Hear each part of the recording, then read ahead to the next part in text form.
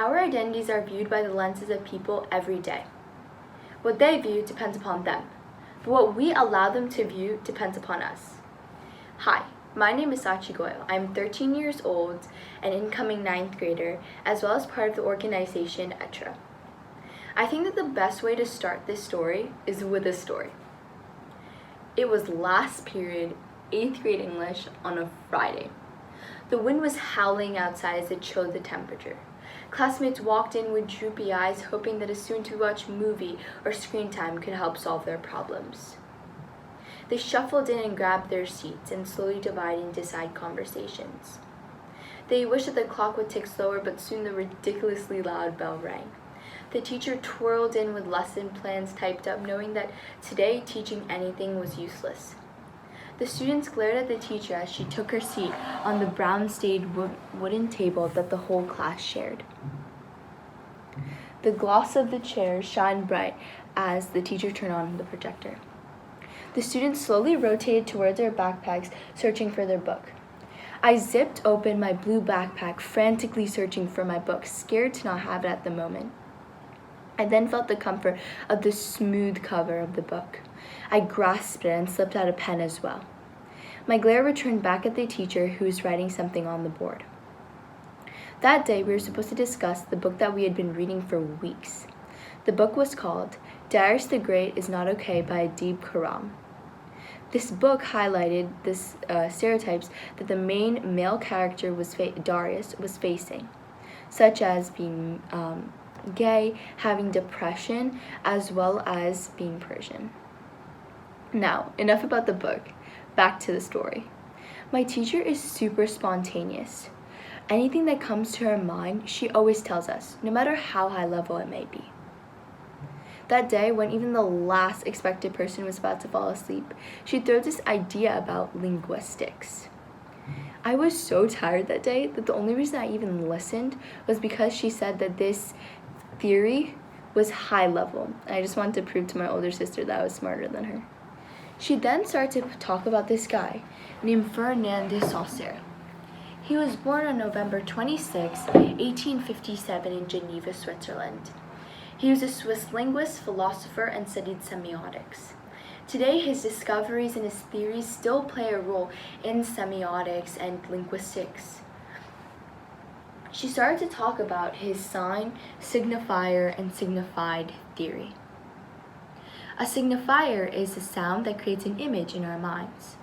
On the other hand, the signified is the meaning or the understanding of the image that we have created. Together, the signifier and the signified create a sign. For example, the word apple. Different people think of different things. Some people may think of a red, yellow, or even a green apple, while other people may think of the Apple Company logo. Based upon what you listen and the image that you create, you then assess your understanding of the sound and the image. For example, if you were to think of a green apple, then you may think of something that is tart or sweet. On the other hand, if you were to think of the Apple Company logo, you may think of an iPhone or a technology company. Sound, image, understanding. That is what Saussure wanted us to understand. I then started to ponder about stereotypes. Is race, the color of our skin, even activities that we play or clothing that we wear, signifiers that signify different things to different people? For example, if I saw someone walking down the street that was adorned in Gucci or Prada, then those are signifiers that signify to me that this person is rich. Why is this so? After reading and diving deeper into this idea and theory, I started to wonder, aren't these connections that we're making stereotyping? And if so, aren't we stereotyping everything? And I started to ask myself, who should we blame for stereotyping? Should we blame ourselves? We are the people who hold our identities, which cause us to play and participate in certain activities and sports, as well as dress and look certain ways. Aren't we allowing people to stereotype us? I mean, we are making these decisions consciously, so should it matter if people are stereotyping us?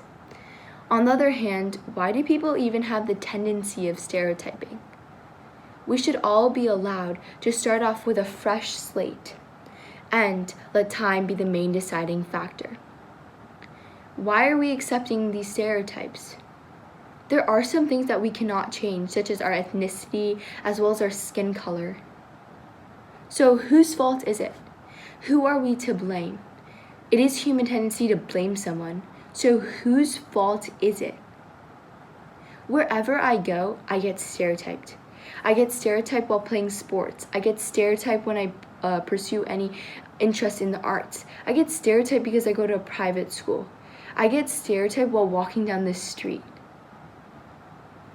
I get stereotyped because of every single part of my identity.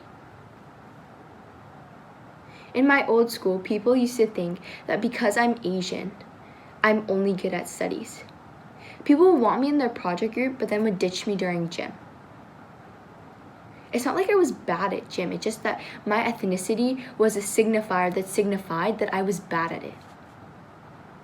On the other hand, when we were doing something that was academic, my ethnicity was a signifier that signified the high intellectual level that I was supposed to have.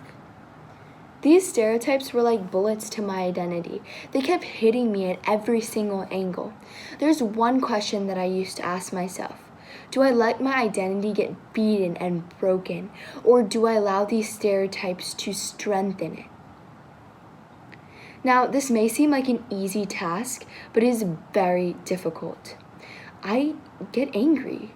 I feel the need to blame someone. I mean, should I blame myself? I am the person who holds my identity. Or should I blame society as a whole for being so judgy? The thing in life is that your best friend is yourself. Whenever you have a problem, you have to solve it yourself.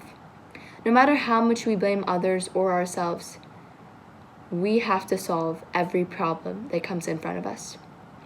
Now, there are a few ways to solve these problems.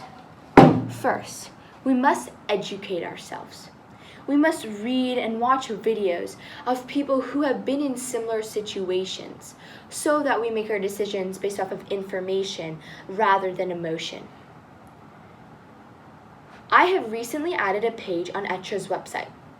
Être is an organization that inspires girls to use mentors as a guide to pursue their passions and remove obstacles from their lives. Please feel free to check out this website and share your own story. I have added interviews from various women who are from a variety of backgrounds as well as careers. I have also added stories from girls who are from a variety of ages as well as backgrounds. The next step is to apply. Apply what you have learned. Speak up and educate others. The more information that we pass to each other, the more that we learn and the more that we help others learn. If I was back in my English class today, slumped on one of these brown wooden chairs, I would sit up and tell my class how connected this theory is to our daily lives. I would inform them about how powerful it is to understand how others think. From a young age, we have learned how to stand up to things that are consciously happening to us. Now we must learn how to stand up to things that are subconsciously happening to us. Thank you.